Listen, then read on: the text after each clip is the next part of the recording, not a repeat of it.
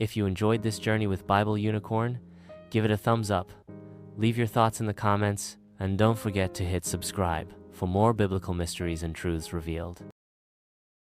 What if I told you there's a Bible, yes, a real one, unlike any you've ever seen or heard of, a sacred text not with 66 books, but 88?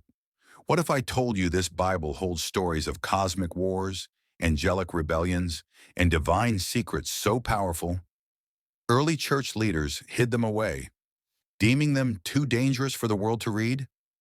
These aren't the stories you grew up with in Sunday school. These are the forbidden books, the lost chapters, the ones that were silenced, buried, or called heresy. And yet they survived, but not in the hands of the West. They were preserved in Ethiopia. This isn't just another Bible study. This is a journey into the mysterious and the divine, a walk through the shadows of history and a dive into spiritual truths most of the world forgot or was never allowed to know. You're about to enter uncharted territory. In the heart of East Africa lies one of the oldest Christian traditions on earth, the Ethiopian Orthodox Church.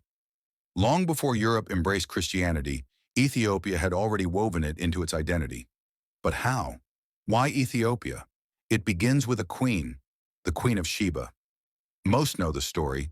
She traveled to Jerusalem to seek the wisdom of King Solomon, but Ethiopian tradition goes deeper, much deeper. In their telling, she didn't just meet Solomon, they had a son. His name was Menelik.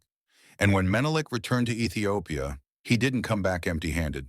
He brought something sacred, something that would tie Ethiopia to the divine forever, the Ark of the Covenant. Yes, that Ark, the one said to hold the 10 Commandments, the literal presence of God. And today, Ethiopians believe it still rests in Aksum, guarded day and night by a single devoted monk. He never leaves. He never speaks to outsiders. His life is dedicated to protecting the Ark. To the Western mind, it might sound mythical, even unbelievable. But for Ethiopia, it's truth, it's heritage, it's covenant. And that's only the beginning.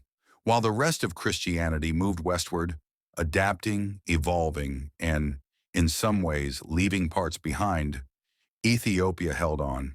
They kept the ancient rhythms, the Jewish roots, the mystical texts, books like Enoch, Jubilees, and the Ascension of Isaiah. Texts filled with angels and watchers, with visions of heaven and warnings of doom. Not dry doctrine, but living, breathing spiritual epics. The Book of Enoch, for instance, tells the chilling story of angels who descended to earth, defied God, and corrupted humanity. It describes the birth of giants, the rise of evil, and a coming judgment. It's not light reading, but it's unforgettable. These weren't just stories, they were revelations, and the early church knew that. That's why they were hidden. But Ethiopia didn't hide them. Ethiopia kept them. Like a guardian of spiritual secrets, this nation became a living library of forgotten truths. And maybe, just maybe, there's a reason for that. Maybe, like the Dalai Lama protects the wisdom of Tibetan Buddhism in exile, Ethiopia was chosen to protect these pieces of the divine puzzle, not to hoard them, but to hold them until the world was ready. Ready to see that Christianity didn't just blossom in Rome or Jerusalem, but also in Africa. Ready to rediscover a version of faith that embraces mystery, vision, and awe. Think of it like this. What if your understanding of the Bible, of God, of angels, of your own soul, was missing pages? What if those pages were waiting for you in a place you never thought to look? Ethiopia's story isn't just about history, it's about now. In a time when spirituality is being questioned, watered down, or lost entirely, Ethiopia stands as a beacon, a reminder, a challenge. It says, don't forget what was sacred. Don't fear the mysterious. Don't settle for less than the whole truth. So this is your invitation, to step beyond the familiar, to open the books they told you not to read, to ask the questions no one answered, to discover that the Bible might be bigger, stranger, and more powerful than you ever imagined, and to realize that your spiritual journey may only just be beginning. The Ethiopian Bible.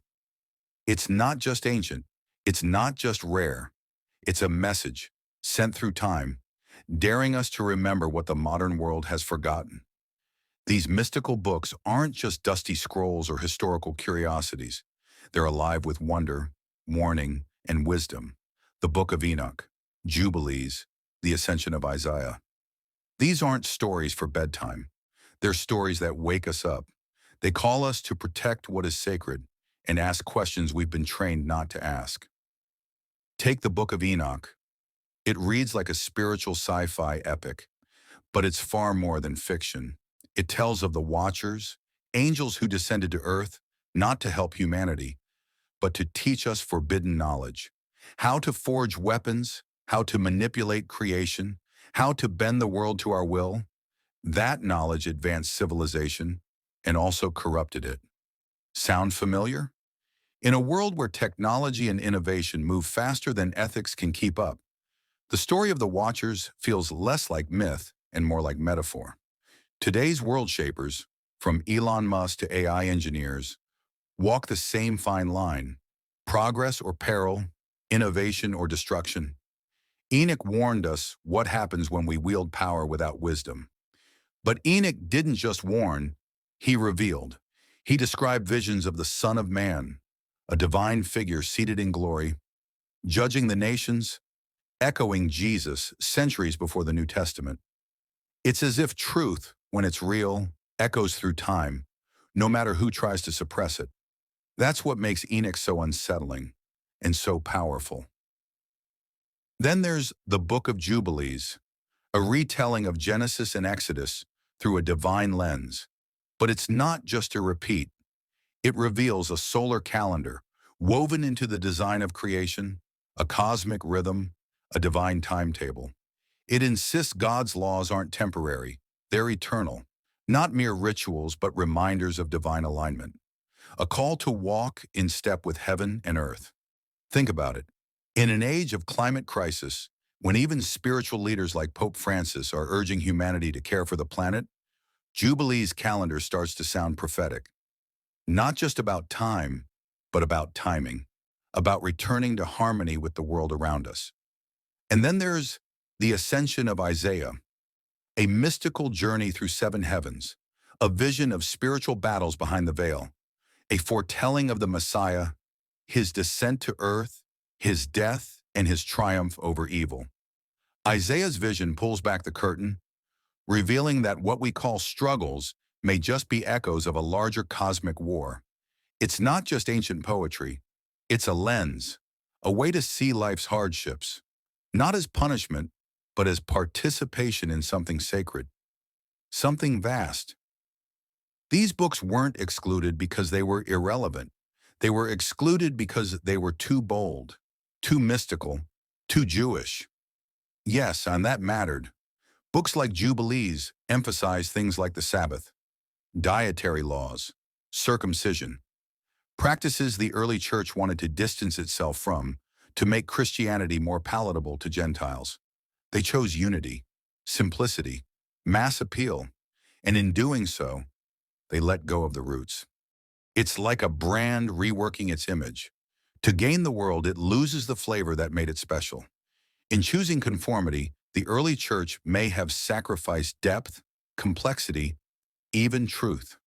Imagine a faith that had held on to the wonder of Enoch, the alignment of Jubilees, and the cosmic drama of Isaiah. Imagine a Christianity that welcomed mystery instead of fearing it. These books aren't just theology, they're spiritual mirrors. They reflect back our own world. Enoch warns us of unchecked power. Jubilees asks us to realign with the sacred rhythm. Isaiah reminds us that the darkest valleys are often part of a divine ascent. These ancient visions speak with modern clarity. Today, people like Oprah, Steve Jobs, or Malala stand out not just for success, but for disrupting the system, for seeing a different way. These texts were the disruptors of their time. Too speculative, too challenging, too different. But maybe that's exactly why we need them now. Whether you're a devout believer or a curious skeptic, these books do something rare. They ignite wonder. They awaken the soul. They invite you to go deeper. And maybe, just maybe, They hold the truths we've been searching for all along. So ask yourself, what did we lose when these books were cast out? And what might we gain if we dared to open them again? This isn't just history. This is a calling. Step into the mystery. Let the forgotten words speak. What if the Bible you know is only part of the story? What if the chapters left out, the ones deemed too mystical, too controversial, or too unfamiliar, are exactly the ones we need today? Because the Ethiopian Bible tells a version of Christianity that is bolder, older, and far more mysterious than most of us were ever taught. These excluded texts, the Book of Enoch, Jubilees, the Ascension of Isaiah, aren't just forgotten relics. They are living messages, windows into a Christianity that was never afraid to wrestle with the unknown, that embraced mystery, that saw angels and demons not as metaphors, but as real forces shaping history. And the fact that they were left out of the Western canon, that's a story in itself. When the early church formed its canon, it made choices, hard ones. It favored unity over diversity, clarity over mystery. But in doing so, something was lost. You can feel it. The Western Bible is focused, clean, doctrinal. But these ancient Ethiopian texts offer depth, layers of meaning, tension, beauty, and challenge. Like songs that never made the album, but still echo with genius. Figures like Oprah Winfrey have long emphasized the power of diverse voices and untold stories. And these ancient texts, the ones tucked into the Ethiopian Bible, are Christianity's untold stories. They invite us to ask, who decides what's inspired? Who gets to define truth? In an age where knowledge is everywhere, those gates are no longer locked. You don't need permission to explore these writings. You can read them yourself and decide what they mean for your soul, your faith, your future. Let's return to the Book of Enoch. It tells of the watchers, angels who fell to earth and gave humans knowledge they weren't meant to have. Metallurgy, warfare, sorcery, tools that built empires and broke them. Their children, the Nephilim, were beings of great power but deep corruption. They symbolized what happens when divine gifts are misused, when progress comes with a price. Today, we stand at a similar crossroads. AI, social media, genetic engineering, innovations that promise the world, but carry consequences we don't yet understand. Think of tech giants like Mark Zuckerberg or Elon Musk, brilliant minds shaping the future, but also raising deep questions about what it means to be human. Enoch's story is an ancient myth. It's a mirror. And then there's Jubilees, a retelling of Genesis, yes, but also a cosmic recalibration. It insists that God's laws are eternal, not outdated. It urges us to realign with divine rhythms, to follow a solar calendar, honor the Sabbath, and live in sync with creation itself.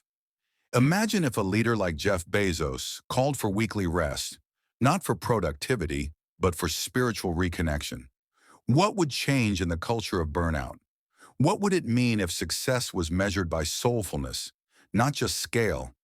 Jubilees asks us to see divine law not as rule-keeping, but as restoration, a way to live fully, humanly, sacredly. The Ascension of Isaiah pulls back the veil of this world. Isaiah journeys through 7 heavens, witnessing spiritual hierarchies, cosmic battles, and the descent of the Messiah.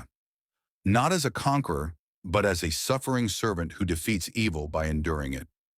This isn't abstract theology, it's a blueprint for courage. When life feels like a war against injustice, against despair, against yourself, Isaiah reminds you, this battle has meaning. You are not alone. Heaven sees you. And this isn't just about ideas, it's about identity.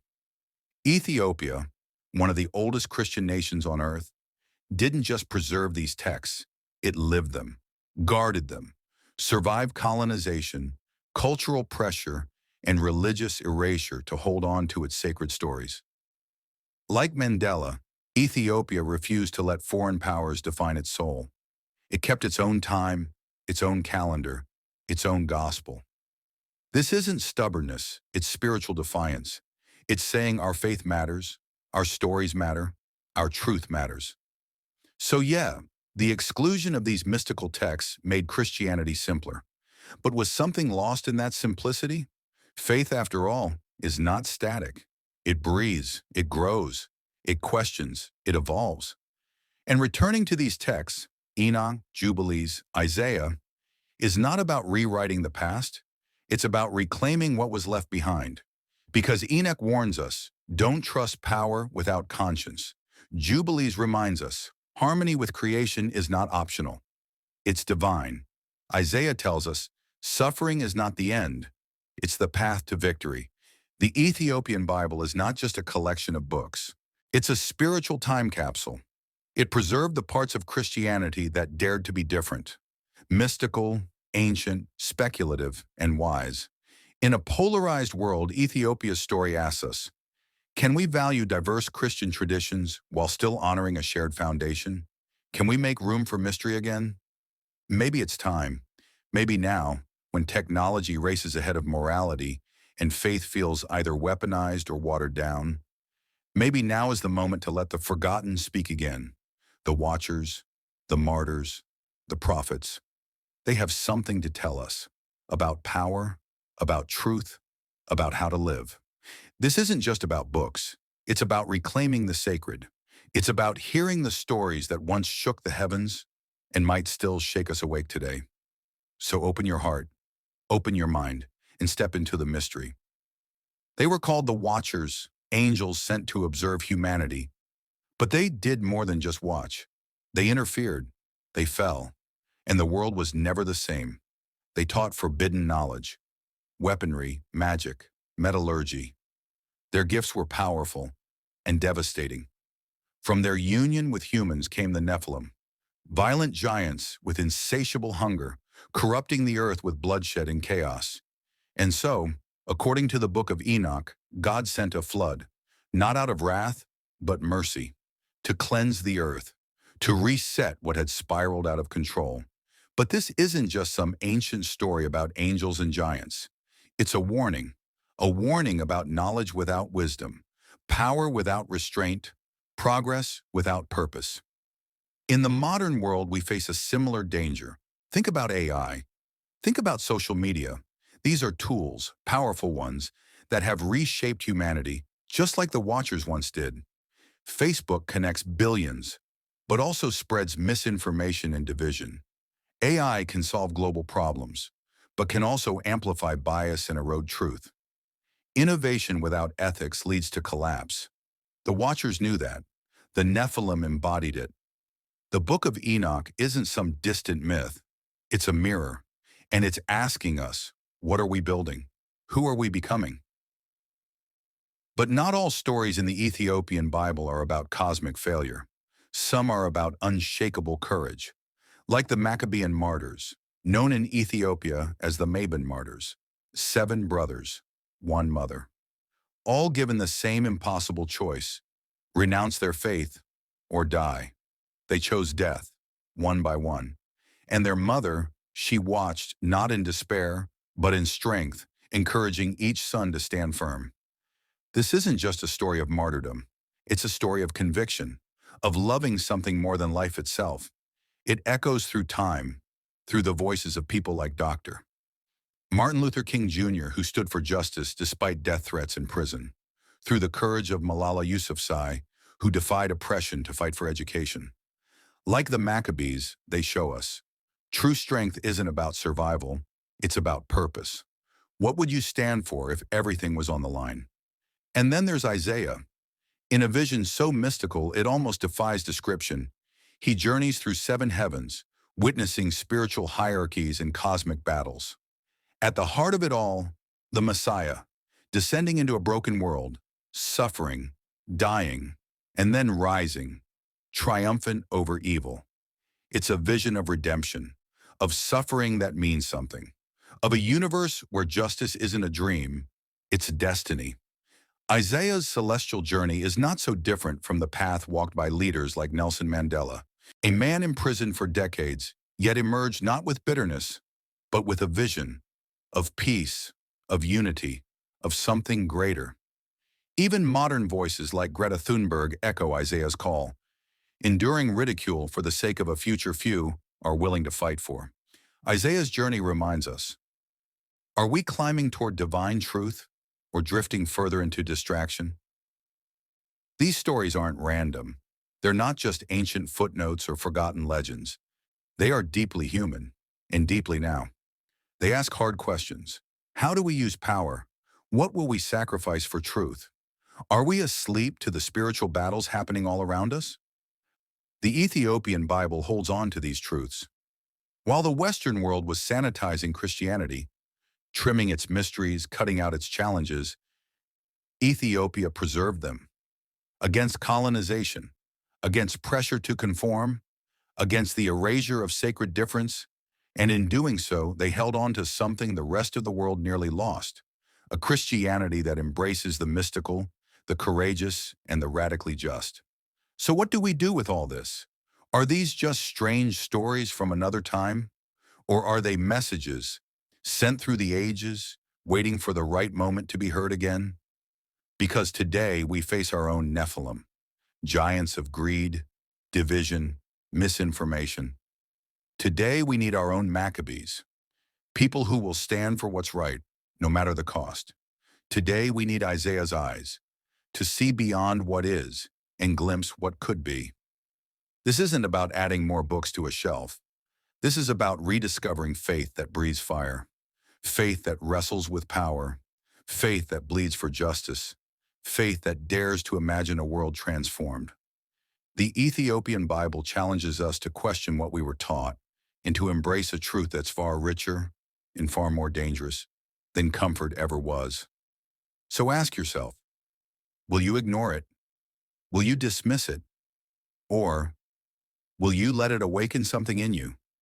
Because maybe, just maybe, the answers we're searching for have been hiding in plain sight all along. Thank you for walking this path with us. If this journey sparks something within you, a question, a fire, a curiosity, share it. Let's bring these hidden truths out of the shadows. Let's wrestle with them. Let's grow from them. And above all, let's remember, faith isn't safe, it's sacred. And sacred things always ask something of us.